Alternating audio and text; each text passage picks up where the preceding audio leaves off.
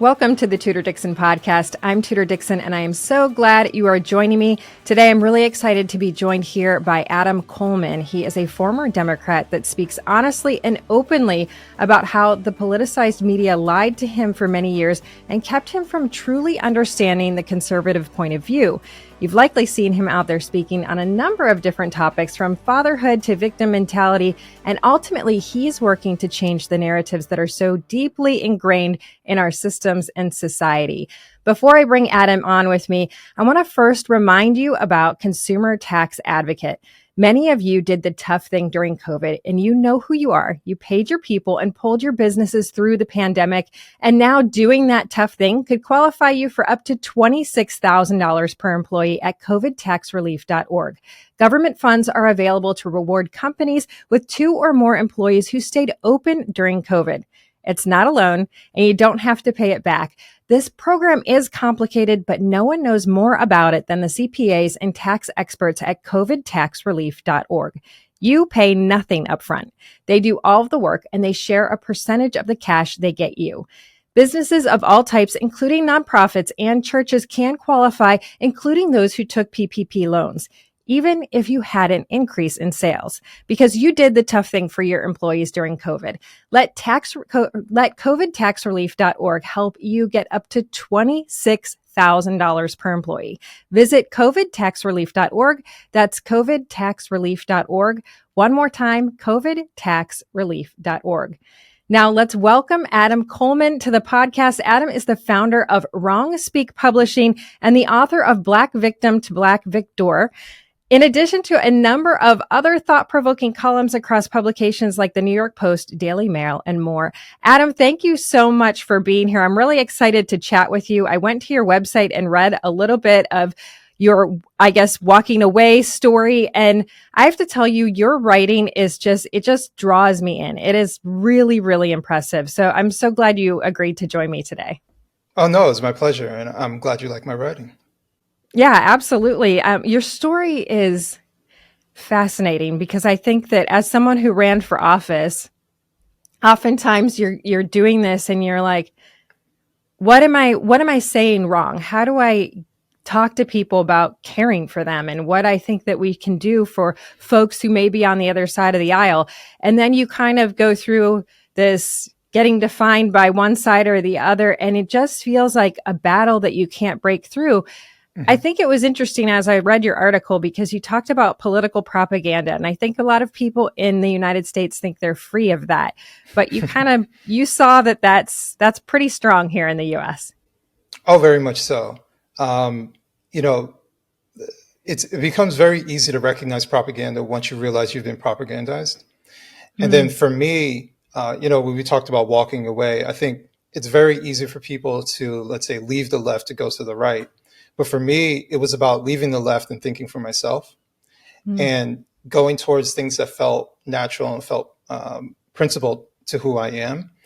And for many of those things, they may seem right-leaning. I mean, there's a political shift, but I'm really not trying to cater to any political side.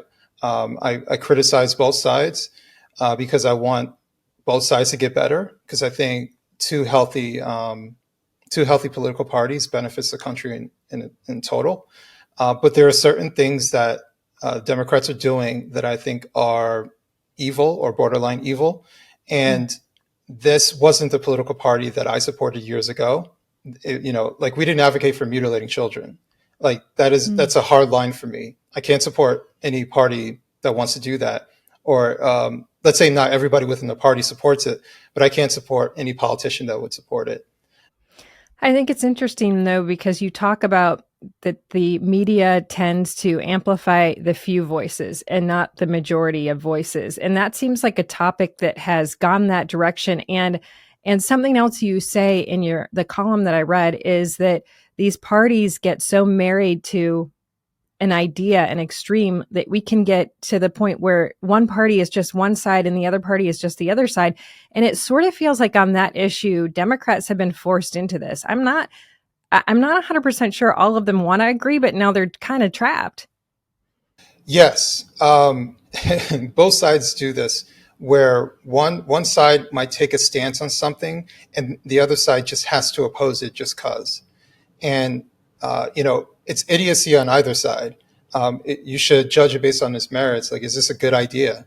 Like, and for me, I'm very analytical. I have an IT background, and I was just talking with someone the other day about this. I look at, does it work?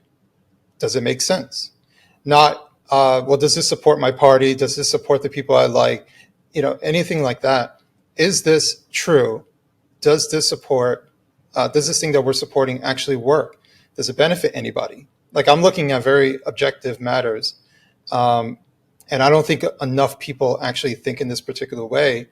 And that's why I hold on to the independent label, is because as soon as you put a letter next to your name, you become married to that letter. Even if you try to push it away, people always bring it back to that letter that you once took hold of. So, thankfully, when I was a Democrat, I wasn't a public figure. I was just by myself. So I could talk about my walkaway story, but nobody knows me as Adam the Democrat who used to do X, Y, and Z. So I'm able to describe things in the past tense, and most people allow me to kind of be who I am today, and it works. You have an interesting background because you've lived in many different places. I'm obviously from Michigan, and you were born in Detroit. I want to talk to you a little bit about the idea that conservatives and conservative policies are racist, because one of the things that I feel really strongly about is allowing people to choose where they get their education, because we have a lot of situations where we have full communities that are stuck in schools that have a 5% reading proficiency rate. This is really robbing people of their opportunity. And I feel strongly that people should have the choice to go elsewhere. Just recently, one of the folks that worked with me on the campaign had some friends say, how could you support someone who believed that these Black children should have their education stolen from them? That to me is part of that propaganda, that the idea of having a choice in your education is a racist idea. But how do you talk to people about what the truth is there? Well, I like to talk about it from a very human standpoint. Imagine you're a child, and the only place that you can get an education from is obviously a failing place. You have no other choice. Does that seem fair to make that child go to somewhere that is inevitable for them to fail? Does it seem like a fair thing? Regardless of race, any child, does that seem fair to put them in that situation where we can see that they have a great potential, a possibility to do something great in this world, but their education becomes that hurdle that maybe something they can't climb over because you're putting them in a toxic environment? Does that seem right? Does it seem fair? And for me, I just look at it from that perspective. If I know that, Detroit, I don't know if this is still about the same, but I believe it was majority of adults within Detroit are illiterate. And, yeah, when that's the outcome, you're like, well, is it working? And clearly it's not, because majority of adults should not be illiterate within a given city. So what works? Because clearly the status quo isn't working. And so what I started realizing is that it's not necessarily the people who want the status quo. It's the people who are in power want the status quo. It's the people that get elected who make big promises, but really all they want to do is just raise their profile, make more money, siphon money from taxpayers, that kind of thing. I just see like a city like Detroit is filled with corruption. I don't know if this is still the case, but at one point, the Department of Education was the number one employer in the city of Detroit. Like, that's a problem. And to me, that tells me that everything is wrong in Detroit. It's all about corruption. It's all about siphoning money from taxpayers, and everybody just wants a piece of it. So it's less, and especially for the Department of Education, it's less about the kids. It's all about the teachers' unions. It's about the politicians. It's about the contractors. It's about everybody else but the kids. The kids get, 10, 20-year-old textbooks, but what does everybody else get, I think something that people have to remember too is that when you can't read, you really can't do much. You can't get a job there.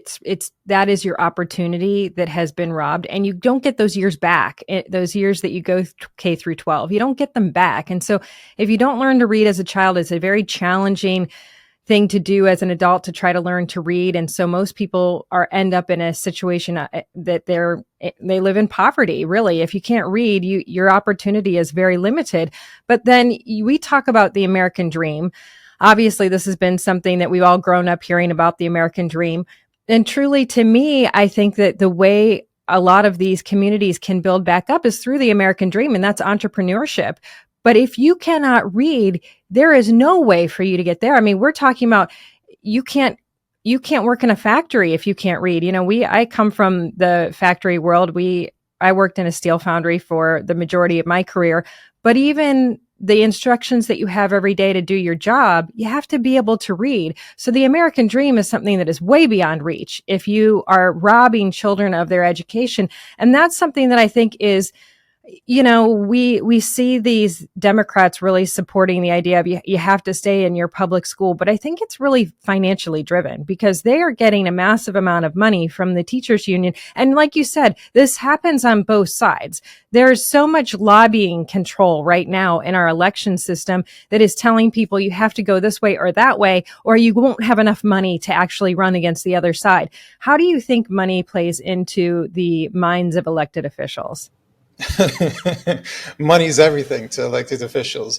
I mean, especially in certain positions, it's almost like they're always campaigning. Yeah. Oh, yeah. So I think money is, I understand this is just the system that it is. And so, yes, you need money in order to run.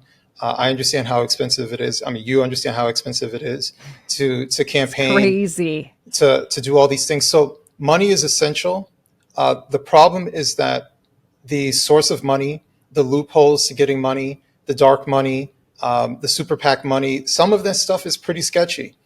I would even go as far as saying how often people have to run is part of the problem. I think term limits, not having it in a lot of positions, that's an even bigger problem.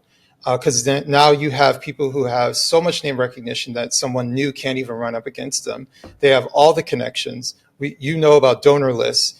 If you've been running for office for 10 years, you have a sharp donor list. Someone who's just starting doesn't have it. And guess what? You have the advantage and you're likely going to win. I mean, money is everything within politics. And I think we should find some ways to curtail that to where it's not just about the money. The problem is that if you have enough money, you can convince enough people to win.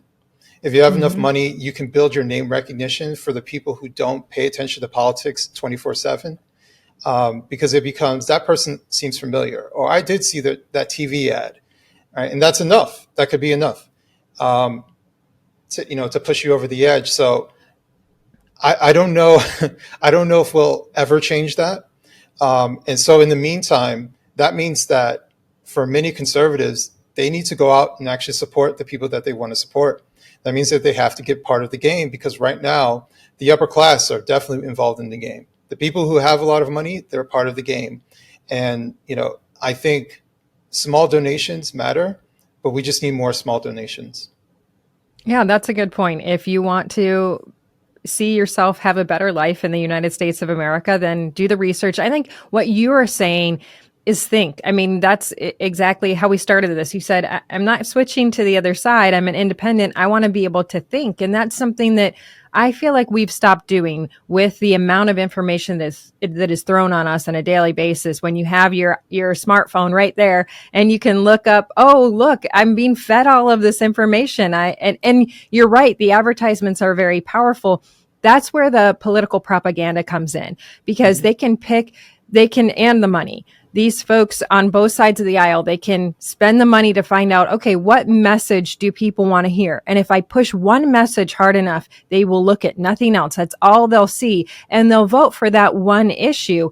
And that we've seen that happening across the country, whether it is marijuana, whether it's abortion, it will bring people out for that one issue. And then it's kind of like a big, bright, shiny object, and they're not seeing the rest of it. And our communities are really, really struggling with the rest of the politics. So how do you convince folks on both sides?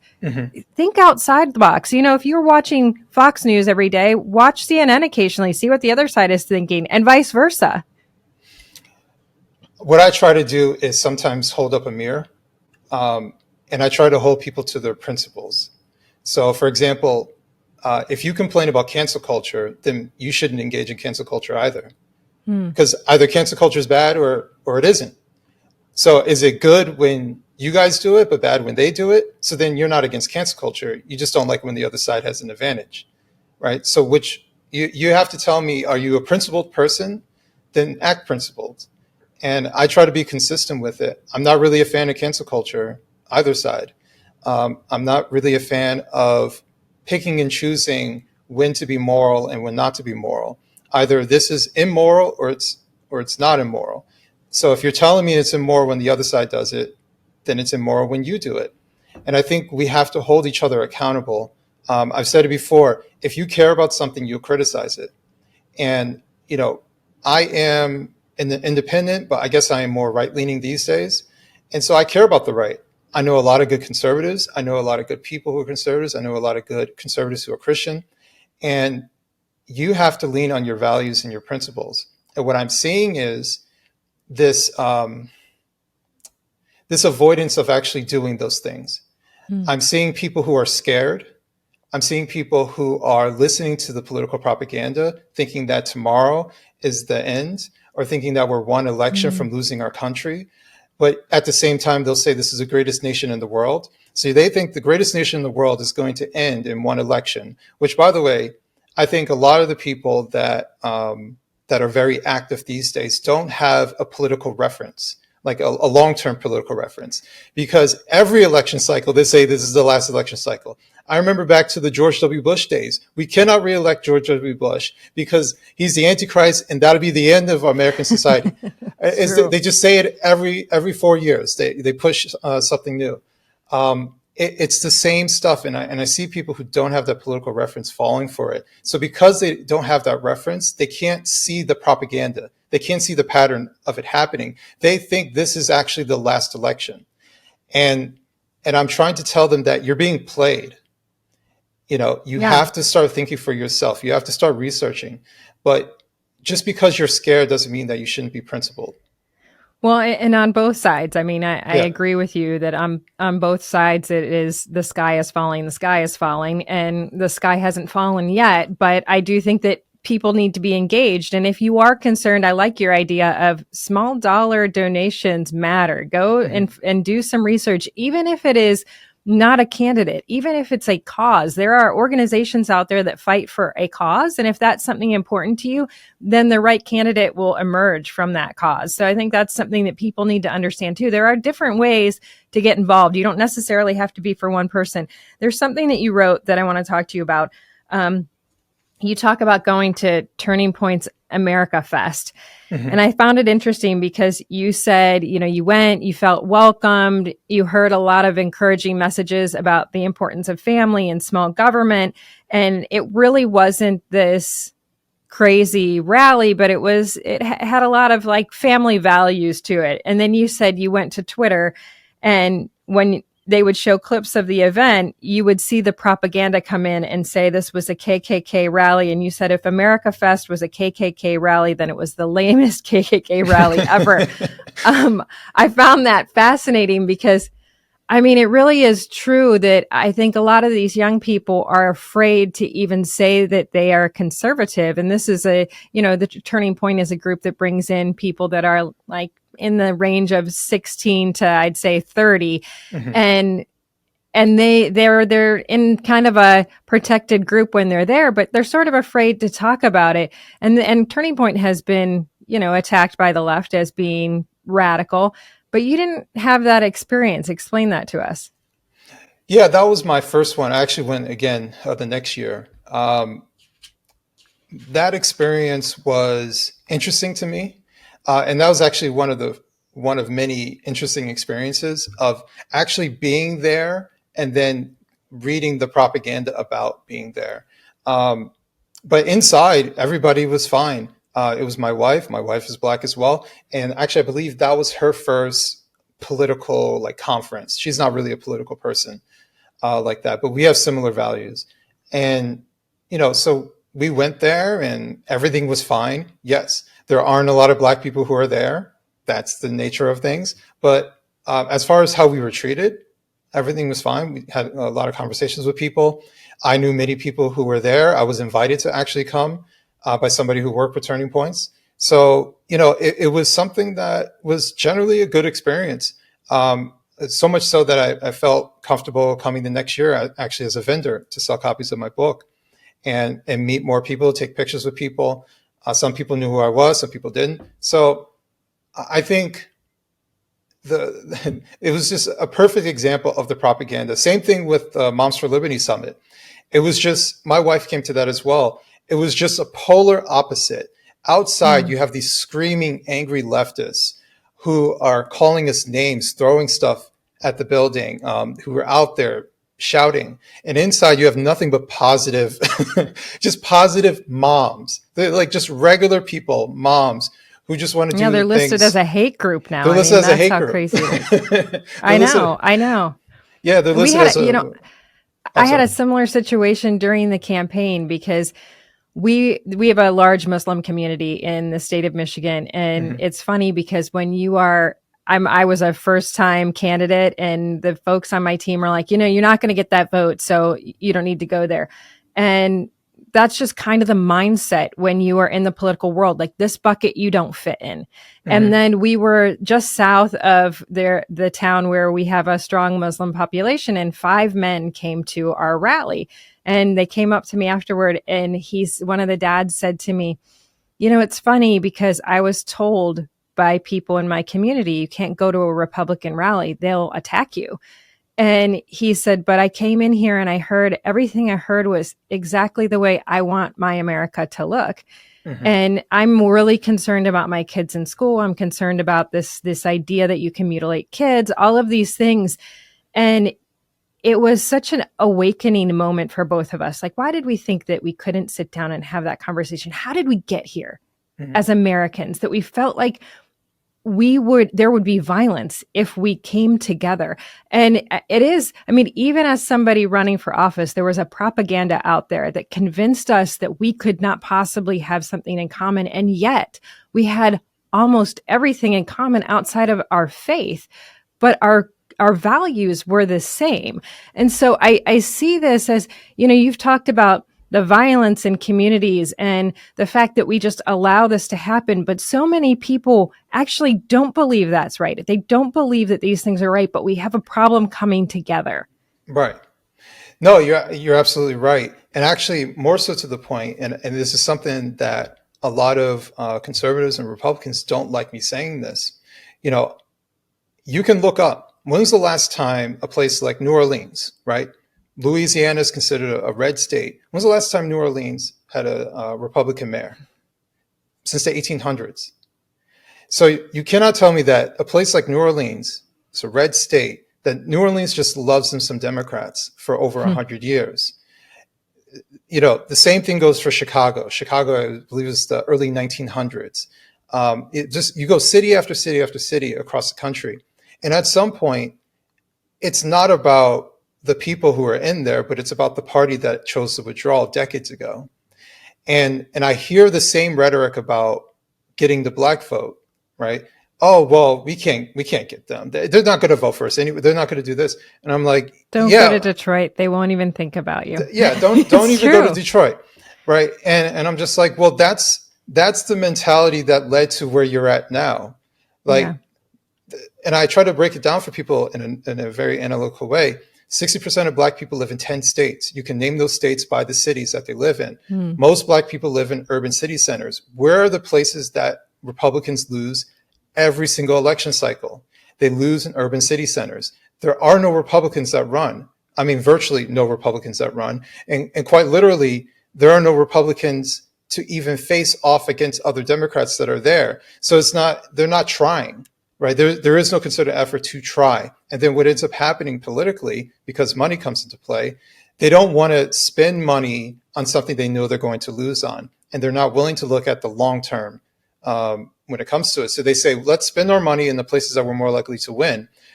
But then you still negate, you're not going to win those places. And to me, analytically speaking, it makes no sense when you have most of the population that lives in one place and you say, no, we're not going to go there.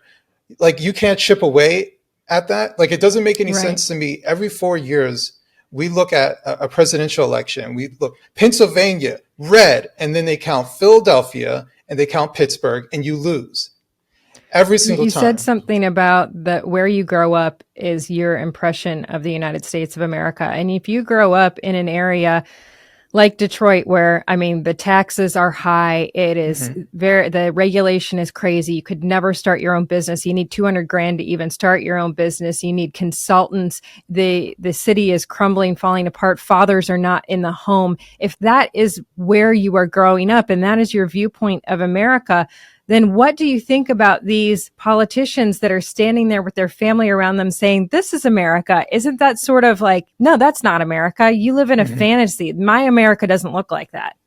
Yeah. Yeah. And it doesn't help that there are people that have good ideas that can help, but aren't trying. So it just seems like people ask, well, how come they don't vote Republican? I'm like, well, they don't know any Republicans. Like, quite literally. Yeah, you said you didn't know any Republicans. Personally, I just didn't really know any Republicans. I probably met a few throughout my life, but I didn't really know any out Republicans. Republicans didn't come and knock on my door. So I think that's the reality for so many people. Their only version of what a Republican is through a left-wing filter while watching CNN, or they'll show the craziest clips on the Daily Show. Of Louis Gohmert saying something crazy for a second, or taking him out of context, or Marjorie Taylor Greene saying something off the wall, but they ignore everything else that she says. So, I mean, it's something that I don't think a lot of people on the right realize, is that propaganda is real and propaganda is strong. And there's no real world example to pull them away from that propaganda. I started having real world examples to measure up against what they're saying. And I'm like, wait a second, but that doesn't sound like the person that I know, right? So I'm able to use a real world example to confirm that this is a lie. And a lot of people don't have that. No, and I think that some of these folks that are running for office, it's the same for them. Where they live looks a lot different than those areas. So if you have a Marjorie Taylor Greene saying, this is what my community wants, it is a lot different than what you see in the city of Detroit, in the city of Chicago. And so she's speaking to a small group because those are the people she needs to have vote for her. And that is sort of an interesting system in the United States, because then she becomes the face of the Republican Party, because the left-wing media wants to say, oh, this is what every Republican thinks the United States is. No, she just is talking to her base, her supporters. And so we don't, if you have a Republican that is not in that situation, it's different. And that's been kind of an interesting situation with what we see about this whole indictment, impeachment, all of these things, because you've got the one side that's going after Donald Trump and the other side that's going after Joe Biden. And we are in this legal conundrum right now as to whether or not you should attack a former president for these things. But also, I even say, look at the situation with Joe Biden, because you've got a lot of people saying he needs to be impeached immediately. But those are the people that are like the Marjorie Taylor Greenes, who live in the area where they know they're going to win no matter what.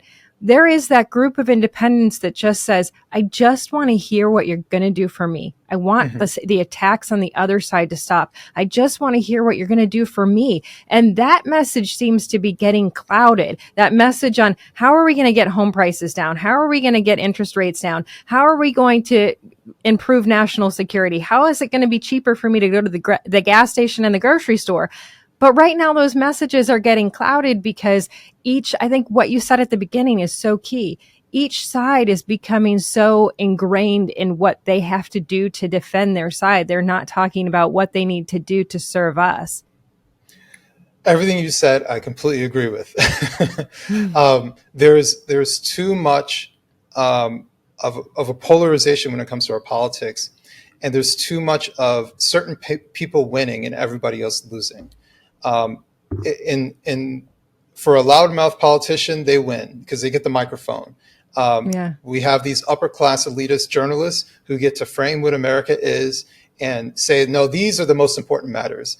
For me, I'm Black, so the most important thing is racism, right? Rather than like, well, I care about economics, right? I care about job opportunities. I care about our border situation. I care about human trafficking. I care about a whole bunch of different things. And actually, funny enough, I know a lot of other Black people who care about these things as well. So, wait a minute. Everybody cares about these things.